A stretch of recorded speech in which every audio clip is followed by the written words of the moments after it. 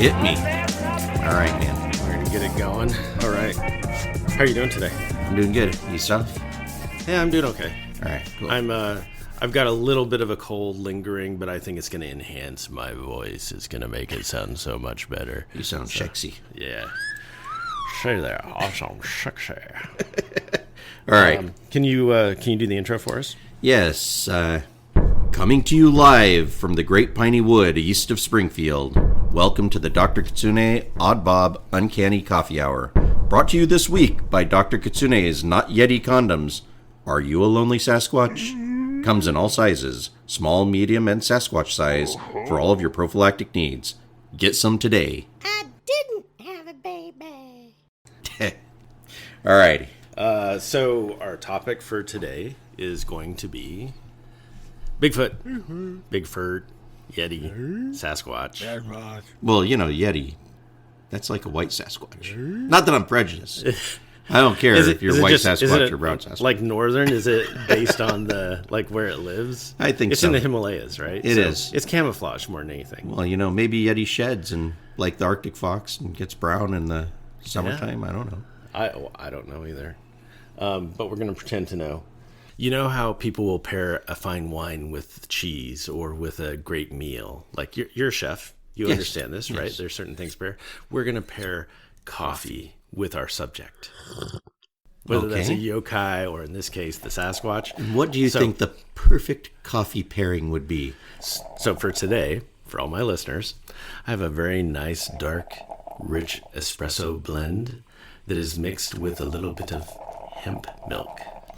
Hemp milk. Yes. Well done. As long as you're not oxidizing the coffee, you know, you're not making it into ass juice, because, you know, a lot of people go to these fancy coffee places, the commercial coffee places that are not mom and pop stores, and the coffee is pure ass juice.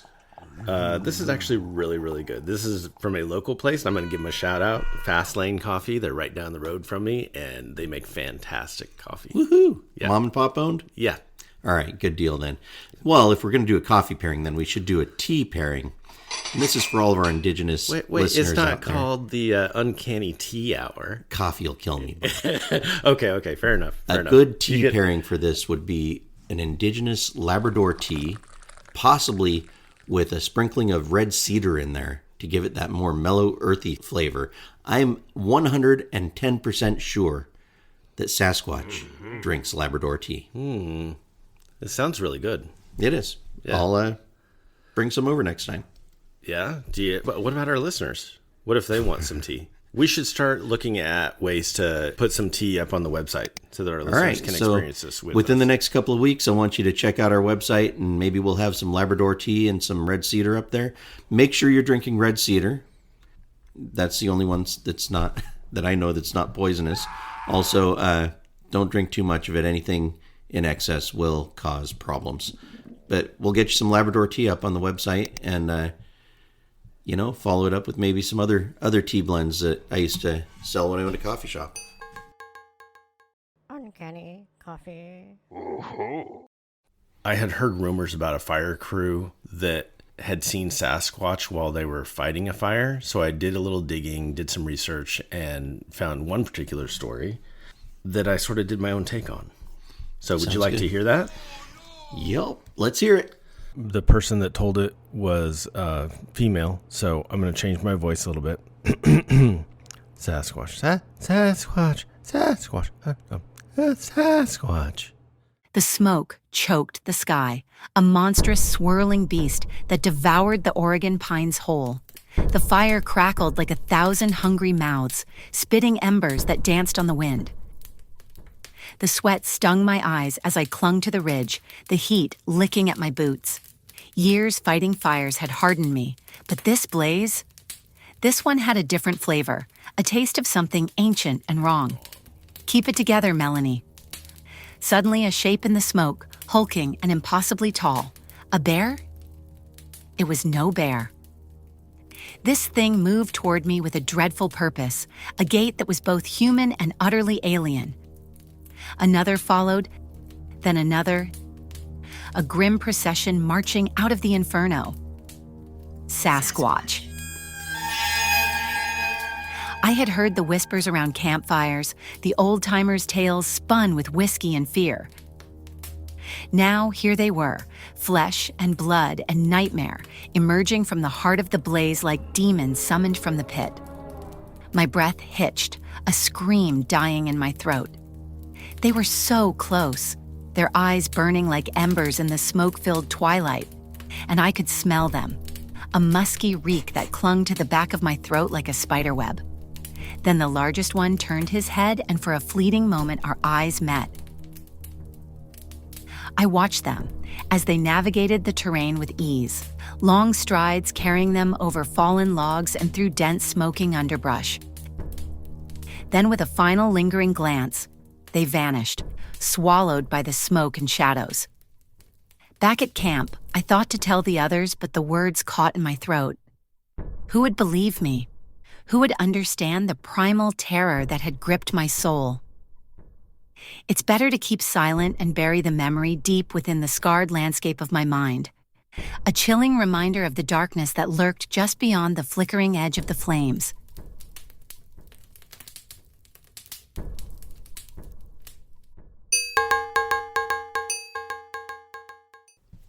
What'd you think? Did you change Melanie's name? I did. Oh, all right. I was just curious. Trying to think if I knew any firefighters named Melanie. You know, I actually reached out to a couple of firefighters that I used to work with when I was a district ranger in the Forest Service, and several of them have said that they want to come on the show and talk, or even write in and give us some stories. So I would love that. So I think that as we evolve this podcast, we're going to find that we're going to have some great stories that come to us outside of us, just within the family. Yeah. The Uncanny family. Can I just try something with you here? Yeah, what's up? This is a segment I like to call Cushion and discussion. What? Cussing and Discussing. All right, what is it? Well, the story we just talked about. So Sasquatch. Yeah. But what I want to know is, you know, the time that you spent as a ranger, did you spend a lot of time in the woods? Yeah, I did. I mean, more than most district rangers, I think. Some of the skeptic point of views are things like, well, there's never been a carcass found. Okay. Yeah. So one of the things I want to ask you is, let's use another predator, say a bear, like brown bear. How often do you come across brown bear carcasses when you're out in the woods? Well, it depends on if you're in brown bear country. Okay. But let's assume you are. Have you seen a lot? I've seen black bear carcasses. Yeah, I've seen bones from black bears, and we don't have brown bears here. But I've seen bones from black bears and bones from deer and elk and cougars. But, you know, everything I've been told about Sasquatch by my relatives is that Sasquatch lives in that spirit world. It's not the spirit world. It's not the place where people go when they die. It's the place that's between the spirit world and our world. Mm-hmm. And, we talked about that a little bit, but we believe that Sasquatch doesn't spend all of their time in this world that we're living in. Right, so, and that's part of the argument. Like, is it a physical being, like a mountain gorilla, or is it a spiritual being, or something that is supernatural? I mean, you say supernatural. I consider Sasquatch to be ubernatural. I mean, Sasquatch was here before us. Yeah. Sasquatch will be here long after us. There's nothing supernatural or unusual about Sasquatch. Sasquatch is nature. You know, so no, I don't think Sasquatch is supernatural, but I don't think spirits are supernatural either. I think they're natural. They're part of the natural world. Sure. And, when people start talking about supernatural entities, perhaps they're just not connecting to their past or their culture. So, yeah, I mean, to modern humans, this is going back on what I just said, not modern humans, to, mainstream Youths. culture. Yeah. The Utes. Yeah. Yeah, they, Sasquatch would be supernatural, I guess, in my opinion, yeah. Do you think we're getting more disconnected from nature, though, and that's sort of like feeding into that, to where things that should just be a natural part of our world are now like alien to us? What do you got, a little person in your pocket? I mean, what part of we? The royal we. The royal we? Yeah. what do you mean we, Kimosabi? This part of we is not growing away from nature. This part of we is growing back to nature. Okay, I'll speak for my culture. I think that like my kids, they're very focused on their electronic devices and such. And I guess my point is that if you don't spend a lot of time around certain things or immersed within nature, there's kids that can tell me every aspect of a video game, but can't tell me what kind of tree they're looking at. I believe that's a problem. Yeah. And maybe Sasquatches will be seen more by those that are going out in the woods because the world is out of balance. I think that for most people, if you don't want to see, you never will see. Your mind, you can ignore much of the uncanny world out there. Mm-hmm. If you open your mind, you're more likely to see things that other people won't see. And perhaps some people just aren't of the right mind to see it. Yeah. The other criticism I hear a lot is that we've seen and scanned, taken pictures of all of the world.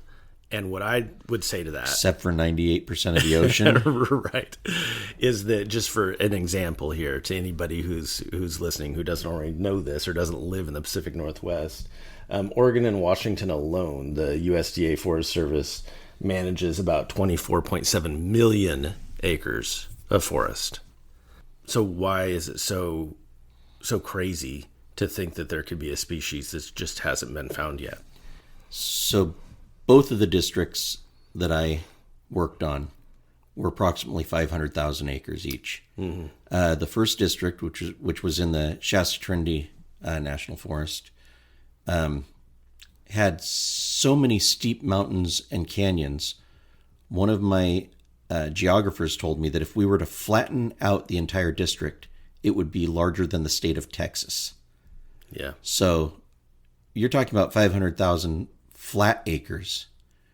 You're talking about many million square miles of actual land. Right. So, to say that we've been in those canyons, we've seen every square foot of them. Yeah, human beings have. But those modern human beings who are reporting or recording things with cameras have not. Mm-hmm. And, considering also on that district, every wet drainage had a marijuana grow in it. Right. I'm sure the people who are managing those grows have seen things that we haven't seen. I've heard stories there too, yeah. Okay, so as far as my story earlier, from Southern Oregon around 2007, a group of firefighters called the Hot Shots. The Hot Shot Crew. Yeah, can you tell us what that is? They're basically, it's a crew that goes into areas that some other people wouldn't go into. They're more advanced firefighters, usually hand crew. They have to be in really fit, really good shape. And they're every Hot Shot crew I ever worked with, I just loved working with them. Mm-hmm. We had both the places where I was a district ranger, we had Hot Shot crews that were stationed there that just always really good folks. Very trustworthy, loyal. Yeah, this came across as like a very credible account. Yes. Yeah. Well, I don't doubt that that's what she saw. Yeah. And it Southern Oregon, there's a lot of grows down there, but I believe that there probably wasn't a grow that was on fire. So there I was in Northern California, and we were fighting a fire, and the wind switched directions, and the entire leadership cadre was up on top of this hill, and the wind switched directions, and we suddenly were higher than a kite from all the marijuana smoke that came up there, and unfortunately it was mixed with burning black pipe, also irrigation pipe, and we were also sicker than hell, but it was kind of funny to see all the leadership for the fire crew stoned. But anyway, I think this laughed about it a lot. Sounds like credible account. I would trust one of my Hot Shots if they told me that. And yeah, could you see where they wouldn't though, where they would keep it to themselves? Yeah, I probably wouldn't tell anybody. I mean, I could see. It's kind of like if Sasquatch turned around and said, "You got a pretty mouth." I probably wouldn't tell anybody that. I think that this comes down to there's a lot of challenges in the documentation, just like there are with UFOs and whatnot, right? There's a huge stigma around it if you're being ridiculed. Not to mention that there's no real concrete evidence, right? So it's just their word. I mean, if it were me, I would have said, "Hey, Jeff, I'm over here." And, because that's what I call Sasquatch is Jeff. And Jeff is the guy you used to work with that's really tall, that looks like a Sasquatch. I used to work with Jeff, the Sasquatch. Did he have glasses? Yeah, but he didn't wear them out in the woods. He just used them to read. Plus, they're focusing on their job, right? Like they need to worry about the flames. Like they can't, really be distracted by supernatural creatures too much. Yeah. Yeah. So, I say we see what the next story is, and maybe we add it in right here. Sure.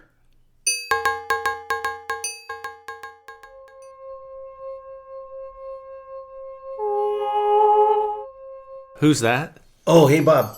This is Saoirse Bob. Hello, Bob. Nice to meet you. Saoirse? Saoirse. What? I thought it was just us. Where did... Oh, she's no offense. She's our new assistant. Oh, okay. Well, I hired how much? her. I work for beer. Okay. I love beer. And all right. You have some great ones here. Maybe I'll stop asking questions. Thank you. No, she's good. Do you like the shirt she's wearing? Sure. That is a nice Uncanny Coffee t-shirt that you've got there. My shirt? It says, "We are not all monsters," right here across my tits. Yeah, I thought I'd make an Uncanny Coffee t-shirt. Well, granted, this one just has, Sharpie on it. But eventually we should make some shirts and put them on our website for other people to buy. Yeah, you did a good job with the Sharpie. It's not too much out of the lines, but yeah. What? I wonder what it would look like on for like men's patterns. Well, all we have to do is give her beer. Give her a beer and we can see what it looks like for like a men's shirt? Yeah. One beer, one change. But that's just because I like you blokes. What? Well, she's a puka. A what? Puka. Puka. How do you say it? Puka. Okay. And what is a puka? Puka. Well, I'll let Saoirse tell you what a puka is. Well now, boys. Be careful peeking and prying into the affairs of my kind. You want to know about me, do you? You might just find yourself turned around and lost in a bog if you're not careful. I am the whisper in the wind, the rustle of leaves in the dead of night. I am the shadow that dances at the edge of your vision, the glint of mischief in a horse's eye. The sudden, unnerving silence when you're alone in the woods. I can be a sleek black stallion, with eyes like burning coals, or a mischievous hare that leads you on a merry chase. I might even be a gruff old fellow you meet on a lonely road, with a twinkle in my eye and a story on my tongue. Or perhaps, just perhaps, I'm the cat that's been watching you from the corner of the room, with a knowing look that makes your skin crawl. Or, because I like you boys, I may be a sweet little tart in a white t-shirt with poorly drawn Sharpie marks on it. We puka are creatures of the in-between. The twilight, the liminal spaces. We are the spirit of the wild, the untamed, the unpredictable. We are tricksters, shapeshifters, the guardians of the old ways. We might lead you astray, just for a bit of fun. Or we might warn you of danger, if we deem you worthy. We might even grant you a wish, if you're clever enough to ask the right way. But be warned, silly boys, we are not to be trifled with. We are wild and free, and we answer to no one, so tread carefully, and remember, you never know when a puta might be watching, or listening, or right behind you. Ha ha ha ha, laughter.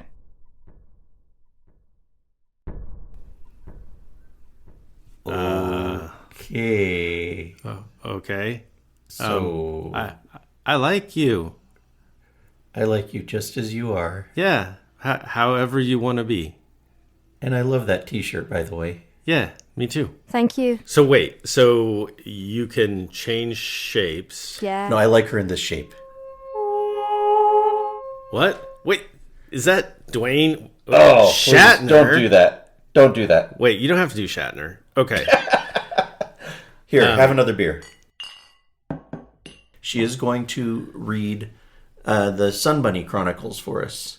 Ah, okay.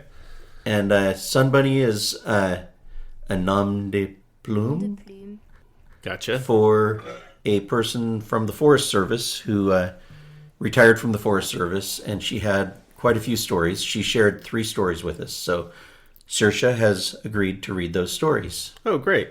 Thanks, Saoirse.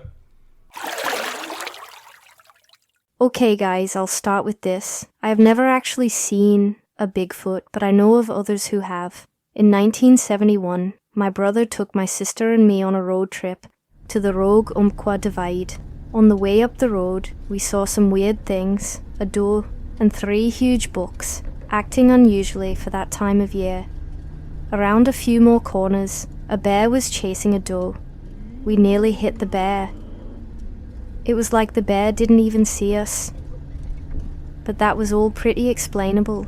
On the spur road to our destination, we saw probably 300 head of elk in a big open meadow. It was beautiful. More elk than I had ever seen before. We got to the end of the road and went to hiking down the trail. On the west side of the trail, the brush was dog hair thick. I literally couldn't see anything in there. The other side was a deep rock canyon. We were probably about a quarter mile in, and my brother stopped suddenly and said, "Hey, did you hear that?" He was always joking and teasing us, so we just laughed and said, "Oh, stop it." He said, "No, let's go back now." He was really shaken. We started back, and my sister said, "What was that?" She turned around and her face was white as a ghost, eyes wide with fear. I didn't hear it. I felt it.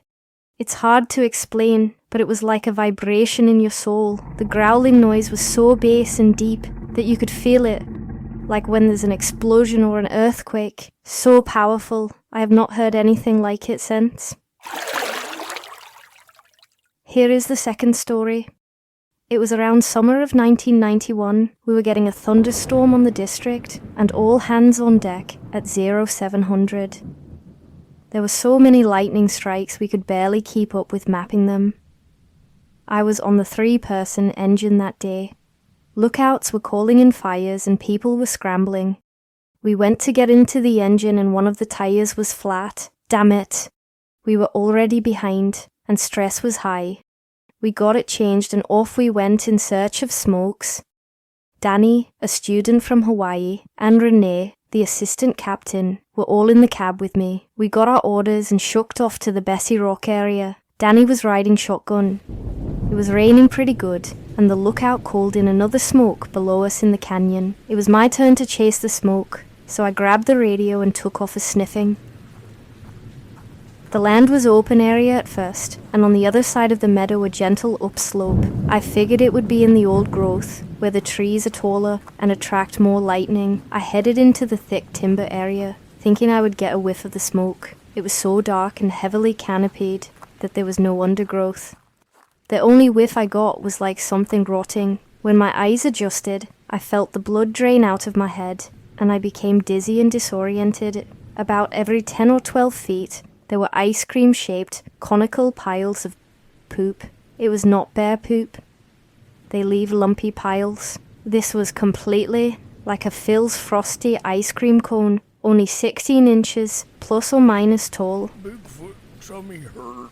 I was a bit shaken. I started squelching my radio, so whatever it was would leave me alone. I went back out into the open and hiked up the hill. I found the fire and hightailed it back to the engine. Fallers were called and took the tree down. I never told anyone about it because I just knew they would be relentless in their teasing. A year later, my sister and I went on a hike up on the west side of the district. She wanted to show me where her husband had taken his 5-point bull.